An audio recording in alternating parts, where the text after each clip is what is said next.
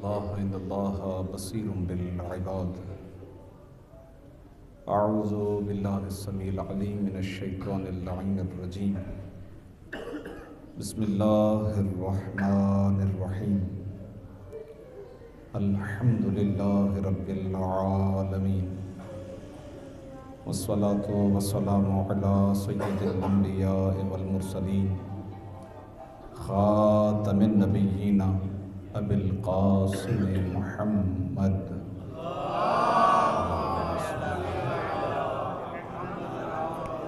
وعلى أهل بيته الطيبين الطاهرين، لا سيما بقية الله في الأرضين، واللعن الدائم على أعدائهم أجمعين.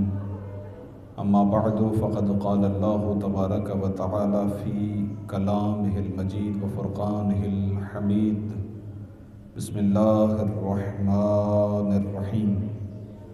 المال والبنون زينة الحياة الدنيا، والباقيات الصالحات خير عند ربك ثوابا وخير عملا. صلوات پر محمد وآل محمد صلی علی محمد.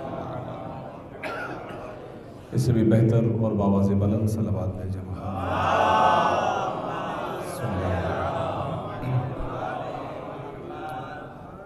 قبلہ ذرا سامنے تشریف لے آئیے، درود بھیجیں. تشریف لائیں. بارے دیگر بلند تر صلوات. اللہ مومن سے بھی التماس ہے کہ اگر دو قدم اور 2-4 منٹ کی زحمت ہے، خدا آپ کی عبادت کو قبول فرمائے. درود بھیجیں محمد. فضان گرامی، قدری سال ثواب کی مناسبت کو ملحوظ خاطر رکھتے ہوئے آپ کی خدمت میں سورہ مبارکہ کہف کہ جو قرآن مجید کا 18واں سورہ ہے، اس کی آیت نمبر 46 کی تلاوت کا شرف حاصل ہوا ہے. نہایت ہی عظیم آیہ شریفہ ہے، اور اس آیہ شریفہ میں پروردگار عالم نے ایک اصول اور ایک قاعدہ، ایک ضابطہ بیان فرمایا ہے. ارشاد حضرت اقدس ہے کہ المال والبنون زینت حیات الدنیا. مال اور اولاد، یہ دونوں چیزیں دنیاوی زندگی کی زینت ہیں. والباقیات الصالحات، اور جو ہمیشہ باقی رہنے والی نیکیاں ہیں، خیر عند ربک ثوابا، یہ آپ کے رب کے نزدیک ثواب کے اعتبار سے بہترین ہے. وخیر عملا، اور امید کے اعتبار سے بھی بہترین ہے. آپ نے غور فرمایا کہ اس آیہ شریفہ میں 2 جملے ہیں. پہلا جملہ مال اور اولاد کے بارے میں ہے کہ جسے دنیاوی زندگی کی زینت قرار دیا گیا ہے، اور آیت کے دوسرے حصے میں باقیات الصالحات کا ذکر ہے. ان اچھی صفات اور ان اچھے اعمال کا ذکر ہے کہ جو باقی رہیں، انہیں خیر سے تعبیر کیا گیا، یعنی اس سے بہتر کوئی اور چیز نہیں ہے. مفسرین فرماتے ہیں کہ یہ جو 2 آیات ہیں، در حقیقت ان دونوں آیات کو موازنے کی کیفیت میں بیان کیا گیا ہے. گویا مقابلہ ہے ایک طرح کا کہ ایک طرف مال اور اولاد ہیں کہ جنہیں دنیاوی زینت قرار دیا گیا ہے، اور دوسری طرف وہ نیکیاں ہیں جو باقی رہ جائیں، اور خدا نے انہیں خیر کہا کہ وہ باقی رہ جانے والی نیکیاں جو خدا کے ہاں محفوظ ہو جاتی ہیں وہ خیر ہیں، بہتر ہے. اس ظاہری موازنے سے ایک بات سمجھ میں آئی، وہ یہ کہ اگر انسان کو ملنے والا مال اور انسان کو ملنے والی اولاد، اگر یہ خود باقیات الصالحات قرار نہ پائیں، یعنی مال ہمارے لیے سبب باقیات الصالحات نہ بنے، ایسی نیکی کا سبب نہ بنے جو ہمیشہ زندہ رہے، یا اسی طریقے سے اولاد اگر وہ ہمارے لیے کسی ایسی نیکی کا سبب نہ بنے کہ جس کا اثر ہمیشہ باقی رہے، تو اس کا مطلب یہ ہے کہ اس مال اور اولاد کا تعلق دنیا سے تو ہے، لیکن آخرت سے اس کا کوئی تعلق نہیں ہوا، یعنی دنیاوی زینت تو قرار پائیں گے لیکن آخرت کی زینت قرار نہیں پائیں گے۔ یہ اس موازنے سے جو پہلا نتیجہ سامنے آتا ہے، کیونکہ دونوں چیزوں کو الگ الگ بیان کیا گیا ہے۔ مال اور اولاد دنیاوی زینت ہے اور باقیات الصالحات بہتر ہیں، یعنی دونوں چیزوں کو الگ بیان کیا گیا ہے۔ آپ اگر قرآن کی آیات اور احادیث کی طرف جائیں تو ان دونوں چیزوں کے بارے میں اور اس سے ملتی جلتی اور بھی چیزیں جیسے مثلا حکومت اور اقتدار، ایسی چیزوں کے بارے میں کہیں آپ کو تعریف بھی ملے گی، کہیں آپ کو اس کی مذمت بھی ملے گی۔ مثلا مال کے بارے میں کہیں آپ کو تعریف ملے گی، کہیں آپ کو اس کی مذمت ملے گی۔ مثلا قرآن میں پروردگار عالم ایک مقام پر ارشاد فرماتا ہے کہ یہ لوگ کہ جو سونا اور چاندی کو محفوظ کرتے ہیں، یکنزون یعنی اسے جمع کرتے ہیں، اس کا خزانہ بناتے ہیں۔ اچھا، یہاں پر ظاہر ہے کہ سونا چاندی کی مثال ہے، مراد یہ ہے کہ جو بھی مال و دولت جمع کرتے ہیں۔ تو پروردگار عالم ایک آیت میں بیان فرماتا ہے کہ یہی چیز کل قیامت کے دن ان کے لیے وبال جان ہے۔ سونے اور چاندی کے لیے تو باقاعدہ ہے کہ مثلا اگر انہیں جمع کیا تم نے دنیا میں اور اسے فی سبیل اللہ انفاق نہ کیا، راہ خداوندی میں اگر اسے خرچ نہ کیا، تو کل قیامت کے دن یہی مال و دولت تمہاری پیٹھ پر پگھلا کر اسے تھوپا جائے گا۔ یعنی اب اگر تمہیں چاہیے تو لے لو، لیکن افسوس یہی ہے کہ آخرت میں یہ چیزیں کام آنے والی نہیں ہے، کہ دنیا میں جن کے جمع کرنے میں انسان تگ و دو کرتا ہے اس کا آخرت سے کوئی لنک ہی نہیں ہے۔ آخرت میں گویا وہ چاہے گا کہ جان چھوٹے، کیونکہ یہ مال حساب و کتاب میں اضافے کا سبب بن رہا تھا۔ اسی طریقے سے اولاد، اب آپ نے اس آیت شریفہ جو میں نے ابھی آپ کی خدمت میں، اور اس میں کیا ہے؟ مذمت ہے، لیکن ایک اور مقام پر پروردگار عالم قرآن میں ارشاد فرماتا ہے کہ مثل الذین ينفقون فی سبیل اللہ، وہ لوگ کہ جو اللہ کی راہ میں مال کو خرچ کرتے ہیں، ان کی مثال اس دانے کی سی ہے کہ جس ایک دانے سے 7 بالیاں نکلتی ہیں اور ہر بالی سے 100 دانے نکلتے ہیں۔ یہ اشارہ ہے در حقیقت کہ اگر ایک پائی بھی، ایک روپیہ بھی، ایک ذرہ بھی اگر راہ خداوندی میں خرچ ہو جائے تو پھر وہ فقط ایک نہیں رہتا، بلکہ واللہ یضاعف لمن یشاء، خدا جسے چاہے دگنا کر دیتا ہے۔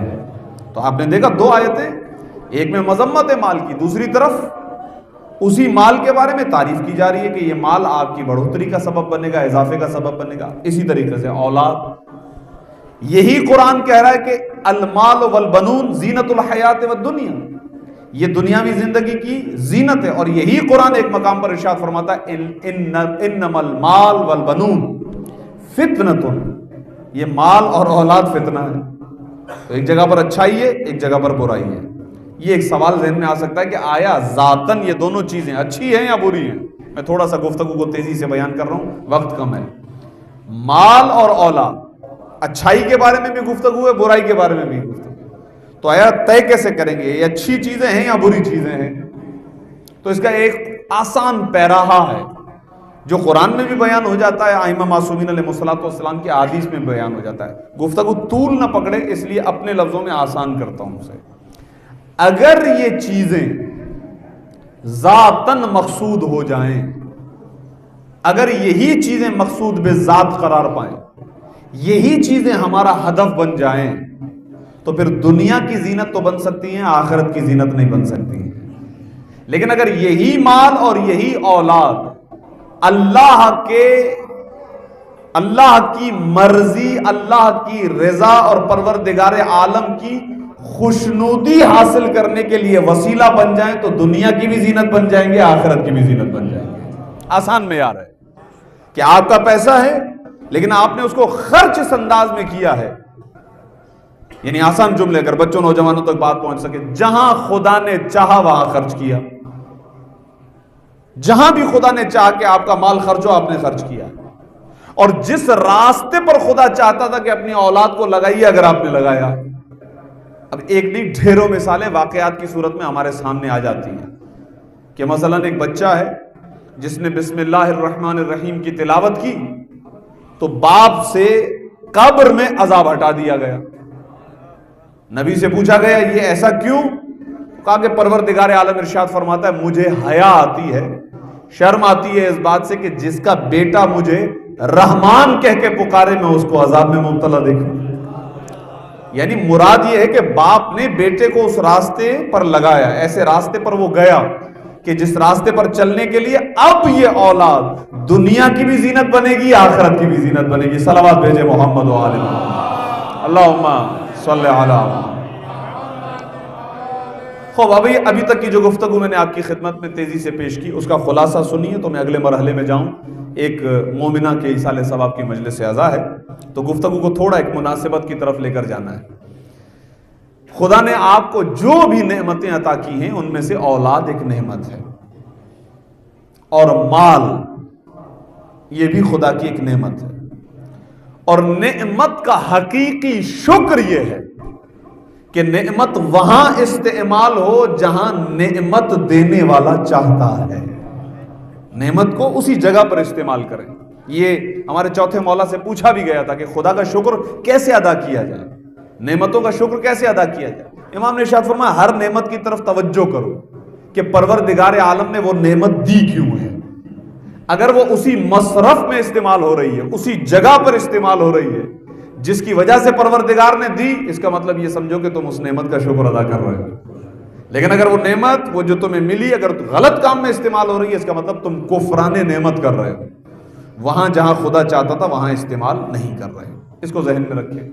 درود ہدیہ کیجئے محمد و آل محمد، اللہم صلی علی محمد و آل محمد۔ ایصال ثواب کے اندر اس بات کو میں اپنی مجلسوں میں دہراتا رہتا ہوں، اور یہ عقیدہ آپ کے ذہنوں میں ہے کہ غم تو ہمارے اپنے کا ہوتا ہے، لیکن ہم اپنے غم کو غم اہل بیت میں تبدیل کر دیتے ہیں۔ تو یہ بھی جو مجلس اعزا بھی ہوتی ہے، یہ ذکر بھی ہوتا ہے، ظاہر ہے اس میں ہم پھر انہی ہستیوں کا ذکر کرتے ہیں، کیونکہ ہمارا ارادہ اور ہماری نیت یہ ہوتی ہے کہ وہ جو ہم سے بچھڑا ہے اس کے نامہ اعمال میں زیادہ سے زیادہ ثواب پہنچائیں، اور سب سے افضل عبادت تو وہی ہوگی کہ جسے یوں کہا جائے دوسرے لفظوں میں کہ ہم ان ہستیوں کے ذکر میں مشغول ہیں کہ جن کا ذاکر خود خدا ہے۔ پروردگار خود چاہتا ہے ان ہستیوں کا ذکر ہو، تو جو خود مشیت الہی میں یہی ہو کہ ان کا ذکر ہو، تو یقیناً یہ افضل عبادت ہے جو ہم اپنے مرحوم کو ایصال کریں۔ تو میں چاہتا ہوں کہ براہ راست تھوڑی سی قریب کی ایک مناسبت ہے، اس کی طرف اشارہ دینا ہے۔ اس سے پہلے آپ ایک روایت سنیے۔ عرض کروں کہ یہ وہ روایت ہے کہ اس روایت کو من باب مقدمہ آپ ایام اعزا میں سنتے ہیں مصائب کے طور پر، لیکن اس روایت کو غور سے سنیے۔ اذا کان یوم القیامہ بعث رسول اللہ امیر المؤمنین الی فاطمہ لتحضر مقام الشفاعہ۔ جب قیامت کا دن ہوگا، اور قیامت کا دن کیسا ہوگا، روایات یہ کہتی ہیں کہ ہر نبی نفسی نفسی کہہ رہا ہوگا۔ نفسی نفسی یعنی میری جان بچ جائے، میری جان چھٹ جائے۔ اس قدر وحشت ہے، اس قدر دہشت ہے، اس قدر ہولناکی ہے قیامت کی۔ قرآن خود بیان کرتا ہے یوم یفر المرء من اخی، بھائی بھائی سے بھاگے گا، والدین اولاد سے بھاگیں گے، قریبی رشتہ دار ایک دوسرے سے فرار اختیار کریں گے۔ کیوں؟ کہیں ایک نیکی کا مطالبہ نہ ہو جائے۔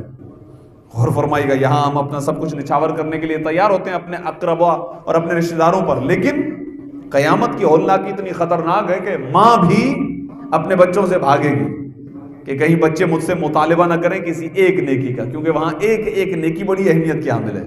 یہ ہے قیامت، اور اسی قیامت میں جہاں ہر نبی یہ کہہ رہا ہے نفسی نفسی، ہماری جان بچ جائے، اسی محشر کے مقام پر اسی قیامت کے دن تمام انبیاء کا سردار یہ کہتا ہوا دکھائی دے رہا ہوگا کہ امتی امتی، کاش میری امت بچ جائے، میری امت کو شفاعت حاصل ہو جائے۔ اب اس پیراہے کو ذہن میں رکھیں، اور اب اس روایت کا ترجمہ پیش کرتا ہوں۔ راوی کہتا ہے کہ امام معصوم سے روایت نقل ہے کہ جب قیامت کا دن آئے گا تو رسول اللہ امیر المؤمنین کو شہزادی کونین کی طرف بھیجیں گے اور کہیں گے کہ آپ جا کر شہزادی کو لے آئیے تاکہ وہ مقام شفاعت پر آ کر میری امت کی شفاعت کرے۔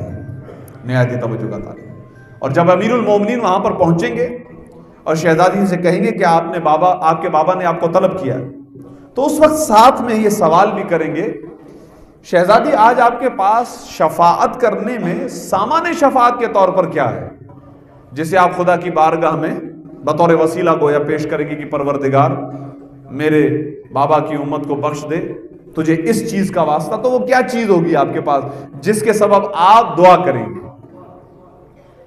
شہزادی ایک جملہ ارشاد فرماتی ہے، فرمائیں گی کفانا لأجل هذا المقام الیدان المقطوعتان من ابن العباس۔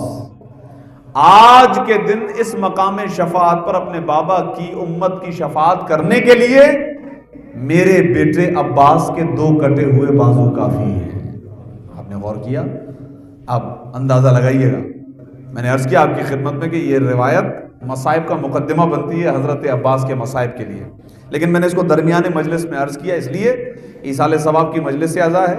وہ جو آیت میں نے سرنامے میں قرار دیا اس کو ذہن میں رکھیں، جو مطالب عرض کیے۔ اب اس روایت سے گفتگو تھوڑی سی آگے بڑھنے والی ہے۔ شفاعت شہزادی کا حق ہے خدا کی طرف سے، لیکن بی بی خدا کی بارگاہ میں سامان شفاعت کے طور پر کیا پیش کریں گی؟ حضرت عباس کے 2 بریدہ بازو۔ مقام و مرتبہ حضرت عباس کا آپ اندازہ لگائیے گا کہ پورا محشر موجود ہے، انبیاء موجود ہیں، رسول اللہ موجود ہیں، شفاعت شہزادی فرمائیں گی، لیکن شہزادی خدا کی بارگاہ میں جسے وسیلہ قرار دیں گی وہ حضرت عباس علمدار کے 2 بازو ہیں۔ اور ہمارے ائمہ میں سے جس ہستی نے بھی حضرت عباس پر جب بھی بات کی ہے تو اس چیز کا حوالہ ضرور دیا ہے کہ عباس ابن علی نے اپنے بھائی پر اپنے دونوں بازوؤں کو قربان کیا ہے۔ یہ ایثار، قربانی اور وفاداری کی اعلیٰ مثال ہے، اور اس کی جزا خود چوتھے امام بیان فرماتے ہیں کہ کائنات کے تمام شہداء جب کل قیامت کے دن جمع ہوں گے اور حضرت عباس کا مقام اور مرتبہ دیکھیں گے تو ہر شہید یہ رشک کرتا ہوا نظر آئے گا کہ کاش یہ مرتبہ ہمیں مل جاتا، حضرت عباس علمدار کا مقام۔ لیکن عزیزان گرامی قدر، میں آپ کی خدمت میں اس حدیث کو پیش کرنے کے بعد ایک چھوٹی سی بات پیش کرنا چاہتا ہوں، اگرچہ یہ موضوع اپنی مقام پر ایک سخت موضوع ہے لیکن مختصر نشان۔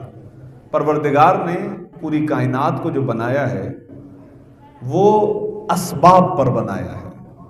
ہر شے دوسری شے کے لیے سبب بنتی ہے۔ ہمارے ہاں علوم میں یہ بحث بہت زیادہ گراں بحث ہوتی ہے، علت و معلول کی بحث اور سبب اور مسبب کی بحث۔ میں نے آسان کیا، جیسے خود یہ انسان جو عالم وجود میں آتا ہے یہ بھی سبب کے ذریعے سے آتا ہے، بغیر سبب کے نہیں آتا ہے، اور اس کا بہترین اور بڑا سبب خود والدین ہیں جن کے ذریعے سے سلسلہ نسل آگے بڑھتا ہے۔ تو والدین خود انسان کے عالم وجود میں آنے کے لیے سبب ہے۔ توجہ فرمائیے گا، اب آپ اندازہ لگائیے گا کیا کہنے اس سبب کے کہ جو حضرت عباس علمدار کے دنیا میں آنے کے لیے قرار دیا جائے۔ اس بی بی کا نام ہے بی بی ام البنین۔ انتخاب دیکھیے گا، غور فرمائیے گا، پورا عالم محشر رسول اللہ کے انتظار میں، گویا رسول اللہ شہزادی کے انتظار میں، شہزادی شفاعت فرمائے، شہزادی حضرت عباس کے کٹے ہوئے بازوؤں کا واسطہ دیں گی، اور یہ ہستی یعنی حضرت عباس علمدار باب الحوائج کائنات میں جو آئے ہیں تو سبب جو اللہ نے بنائے قرار دیا ہے وہ شہزادی جناب ام البنین صلوات اللہ وسلام علیہا، اللہم صلی علی محمد۔ خاص طور پر شہزادی کا ذکر کرنے کی ایک جہت تو آپ مومنین کے ذہنوں میں، وہ یہ کہ بالکل 2 دن پہلے جناب ام البنین سلام اللہ علیہا کی شہادت کی تاریخ گزری بھی ہے، اور ساتھ ساتھ ظاہر ہے کہ ایک مومنہ کے ہی ایصال ثواب کی مجلس سے اعضا ہے، تو اسی لیے میں نے چاہا کہ خانوادہ اہل بیت میں سے ہی ایک ایسی شہزادی کا ذکر ہو کہ جب بھی سورہ مبارک شورى کی آیت نمبر 23 کی تلاوت ہو، قُلْ لَا أَسْأَلُكُمْ عَلَيْهِ أَجْرًا إِلَّا الْمَوَدَّةَ فِي الْقُرْبَى، جو رسول نے ہم سے مطالبہ کیا ہے کہ اگر تم یہ چاہتے ہو کہ مجھے کچھ دو تو میری اہل بیت سے محبت کرو، میری آل سے محبت کرو، تو جب بھی اہل بیت سے محبت اور مودت کرنے والوں کو شمار کیا جائے گا تو جن ہستیوں میں سر فہرست ہستیاں آئیں گی انہی میں شہزادی جناب ام البنین سلام اللہ علیہ ہے۔ حق کے مودت اہل بیت، حق کے محبت اہل بیت ادا کرنے والی ہے یہ شہزادی۔ یہ میں اپنا کوئی استدلال آپ کی خدمت میں نہیں پیش کر رہا ہوں، خود ائمہ معصومین کی نگاہ میں شہزادی ام البنین کا جو مقام اور مرتبہ ہے، سرکار سید الشہداء جناب زینب کبریٰ، شہزادی جناب ام کلثوم، امام حسن، ان کی نگاہ میں شہزادی، جب شہزادی گھر میں اندر تشریف لا رہی تھی تو یہ مادر گرامی کہہ کر یہ بچے آگے بڑھ رہے تھے، لیکن شہزادی نے پہلے دن اپنا تعارف کروایا، کہا ہے بچوں میں اس گھر کے اندر آ گئی ہوں تو مجھے ماں کہہ کر نہ پکارو، اسی لیے کہ میں اپنے آپ کو اس گھر کے اندر جو لا رہی ہوں وہ ماں کی حیثیت سے نہیں لا رہی ہوں، بلکہ تمہاری خادمہ کے طور پر اس گھر کے اندر داخل ہو رہی ہوں۔ میرا اس گھر کے اندر آنا ایک خادمہ کی حیثیت سے، مجھے کنیزی میں قبول کرنا، اور یہی تربیت شہزادی جناب ام البنین نے اپنے بچوں کو دی۔ حضرت عباس علمدار، حضرت عبداللہ، حضرت جعفر، حضرت عثمان، شہزادی جناب رقیہ جو زوجہ حضرت مسلم ابن عقیل ہیں، 5 بچے تھے، آپ اندازہ لگائیے گا یہ سب کربلا میں قربان ہوئے ہیں۔ یہ شہزادی ام البنین کی وفا کی سب سے بڑی مثال ہے۔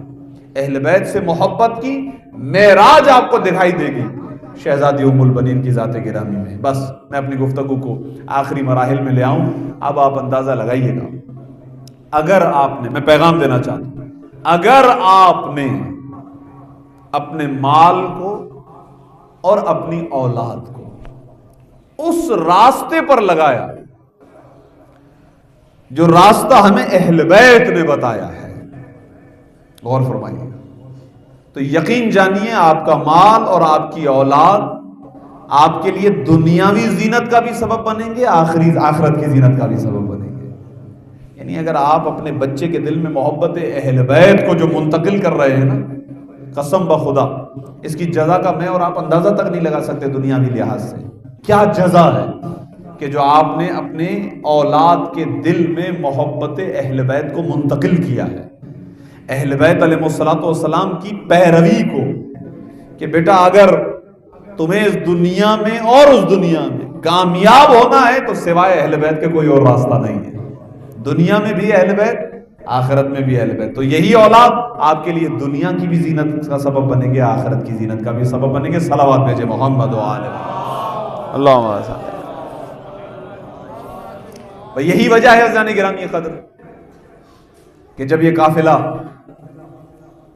مدینے واپس لوٹا، بعض روایات میں ہے کہ شہزادی جناب ام البنین اس زمانے تک حیات تھی،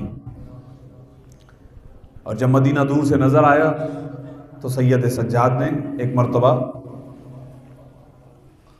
وہیں قافلے کو روکا، اور روکنے کے بعد وہ جو منادی تھا ساتھ جو راستہ دکھا رہا تھا، لا رہا تھا، اس سے کہا کہ میں نے سنا ہے کہ تمہارا جو باپ تھا وہ شاعر تھا، شعر کہتا تھا، کیا تم بھی شعر کہتے ہو؟ اس نے کہا ہاں میں شعر کہتا ہوں۔ امام نے کہا تو پھر جاؤ مدینے جاؤ اور جا کر یہ اعلان کرو جو کچھ ہمارے ساتھ کربلا میں ہوا، اور پھر اس نے شعر کہنا شروع کیے کہ یا اہل یثرب لا مقام لکم، اے مدینے والو اب یہ شہر تمہارے رہنے کے لائق نہ رہا، اس لیے کہ یہ شہر اب حسین ابن علی سے خالی ہو گیا ہے۔ الا قد قتل الحسین بکربلا، الا قد ذبح الحسین بکربلا۔ مرثیہ پڑھتا ہوا گزر رہا تھا، ایک دروازے تک پہنچا کہ جہاں ایک ضعیف العمر سن رسیدہ خاتون موجود تھی۔ اے شخص تو کچھ سنا رہا ہے؟ کہا کربلا والوں کا حال سنا رہا ہوں۔ کہا اچھا، پوچھا آپ کون ہیں؟ کہا میرا نام ام البنین ہے۔ اچھا تو میں آپ کو آپ کے بیٹوں کی تعزیت پیش کرتا ہوں۔ جملہ کہا میں آپ کو آپ کے بیٹوں کی تعزیت پیش کرتا ہوں۔ جیسے نام آیا نا عباس کی تعزیت پیش کرتا ہوں، جناب ام البنین نے روک کر کہا عباس کا بعد میں، پہلے مجھے حسین کا بتاؤ، حسین کا کیا ہوا؟ مقدم رکھا ہمیشہ اہل بیت کو، اپنی اولاد کو ہمیشہ صدقہ قرار دیا اہل بیت کا۔ میرے بیٹوں کی خبر مجھے بعد میں دینا، پہلے مجھے حسین کی خبر بتاؤ۔ اور جب واقعہ کربلا تفصیل سے شہزادی نے سنا تو بعض علماء اہل مقاتل کتابوں میں لکھتے ہیں کہ شہزادی کی روش یہ تھی جناب ام البنین کی کہ جنت البقیع جاتی تھی، گریا کرتی تھی، علامتی قبریں بناتی تھی، تصوراتی قبریں بنا کر، یعنی یہ کہ یہ میرے چاروں بیٹوں کی قبریں، ہر بیٹے پر الگ الگ ماتم کر کے آخر میں حضرت عباس کی جو علامتی قبر بناتی تھی وہاں بیٹھ جاتی تھی، گریا کرتی تھی، مرثیے پڑھتی تھی، جملے کہتی تھی: اے میرے بیٹے عباس، تو میری گود کا پالا ہے، میں نے تجھے خود بڑا کیا ہے، مجھے یقین نہیں آتا کوئی تجھ پر غلبہ پا سکتا ہے، مجھے یقین نہیں آتا کہ کوئی تجھے قتل کر سکتا ہے، مار سکتا ہے، ہاں لیکن جب میں یہ سنتی ہوں کہ سکینہ کو تماچے مارے گئے، اجرکم اللہ اجرکم اللہ اجرکم اللہ، جب میں یہ سنتی ہوں کہ حسین ابن علی کی شہزادیوں کو تماچے مارے گئے، مجھے یقین ہو جاتا ہے اگر میرا بیٹا عباس زندہ ہوتا، کسی کی مجال تھی کہ حسین کی بیٹیوں کو تماچے مارے۔ اے میرے شہزادے، تو میری گود کا پالا تھا، میں نے تجھے پروان چڑھایا، مجھے یقین نہیں ہوتا کوئی تجھ پر غلبہ پا لے، کوئی تجھے قتل کر دے، لیکن جب میں یہ سنتی ہوں کہ میری آقا زادی زینب کی چادر چھینی گئی، اجرکم اللہ، آخری فقرات آپ کی زحمت تمام، مجھے یقین آ جاتا ہے کہ مگر کسی کی مجال تھی کہ میرا بیٹا زندہ ہوتا اور کوئی نبی زادیوں کی سروں سے چادروں کو چھینتا۔ اے عباس، مجھے یقین نہیں آتا تو مارا گیا، ہاں لیکن جب میں سنتی ہوں میرے وقت کے امام سید سجاد کی پشت پر تازیانے برسائے گئے، مجھے یقین ہو جاتا ہے میرا بیٹا زندہ ہوتا، کسی کی مجال تھی کہ حسین مارے جاتے۔ میں کہوں گا شہزادی، آپ کے بیٹے نے آپ کی تربیت کے مطابق حق وفا ادا کیا۔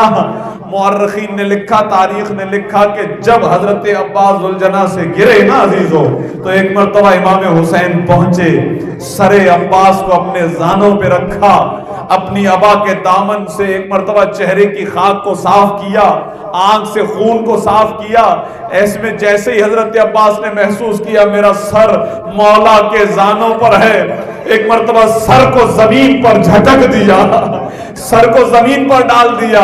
مولا حسین نے پوچھا، بھائی عباس خیریت تو ہے، اپنا سر کیوں ہٹایا؟ کہا، مولا حق وفا یہی ہے، کیا یہ مناسب ہے کہ ایک غلام کا سر زندگی کے آخری وقت میں اپنے آقا کے زانوں پر ہو، لیکن کچھ دیر کے بعد جب میرا آقا زمین پر گرے گا، ارے کوئی زانوں نہیں ہوگا، میرے آقا کا سر زمین کربلا۔ الا ولعنۃ اللہ علی القوم الظالمین وسيعلم الذین ظلموا أي منقلب ينقلبون۔ بار الہ، تجھے واسطہ ہے تیری عزت و جلالت کا، تجھے واسطہ ہے تیری خلقت طاہرہ محمد و آل محمد کا، بالخصوص شہزادی ام البنین سلام اللہ علیہا کے حق کا۔ آج کی مجلس عزا مرحومہ و مغفورہ حانیہ فاطمہ بنت جہانگیر حسین زوجہ فرحاد علی کے ایصال ثواب اور بلندی درجات کے لیے منعقد ہوئی۔ پروردگار یہ مجلس عزا بطور پرسہ امام زمانہ کی خدمت میں پیش کرتے ہیں، وہاں سے جو ثواب ملے مرحومہ کی روح کو ایصال کرتے ہیں، خدایا مرحومہ کے درجات کو بلند فرما۔